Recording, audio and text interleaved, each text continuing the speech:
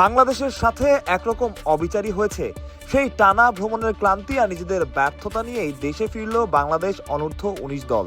কি হয়েছিল? জিম্বাবুয়ের হারারে আর বুলাওয়ে এই দুই শহরেই হয়েছে বাংলাদেশের ম্যাচগুলো। দুই শহরের দূরত্ব জ্যাম আর বন্ধুর পথ ঠেলে আনুমানিক 9 ঘন্টা। ম্যাচের আগে পরে মিলিয়ে বাংলাদেশ অনূর্ধ্ব-19 দলকে বাস জার্নি করতে হয়েছে 18 ঘন্টা। বিসিবি তাও নিজ খরচায় এক ম্যাচের আগে ফ্লাইটের ব্যবস্থা করেছিল। অন্য বেশিরভাগ দলগুলো যেখানে এক ভেন্যুতেই খেলেছে, সেখানে বাংলাদেশ দল গিয়েছে জার্নির ওপর দিয়ে। অবিচার নয়তো কি বলবেন?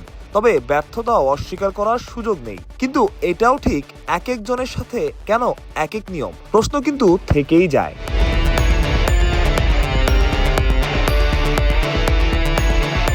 লম্বা ভ্রমণের ক্লান্তি শেষে দেশে ফিরল বাংলাদেশ যুবদল। চ্যাম্পিয়ন হওয়ার লক্ষ্য নিয়ে জিম্বাবুয়ে যাওয়া, ফেরা ব্যর্থতা নিয়ে।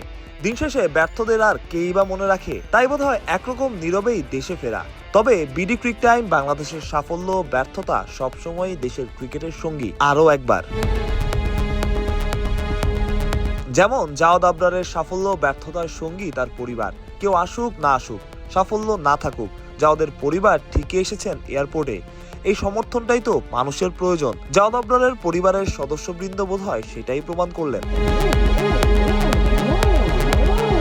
অনূর্ধ্ব-19 দলের বেশ কজন ক্রিকেটার খেলবেন অদম্য বাংলাদেশ টি-20 কাপে, তাই তাদের বিশ্রামেরও তেমন সুযোগ থাকছে না। অনূর্ধ্ব-19 দল দেশে ফিরল, বলা যায় ব্যর্থতা নিয়েই। তবে কে জানে, ভবিষ্যতে তারাই হয়তো এমন কিছু দেবে দেশকে যা আগে হয়নি। ভরসা তো রাখতেই হবে। প্রত্যয়, বিডি ক্রিক টাইম।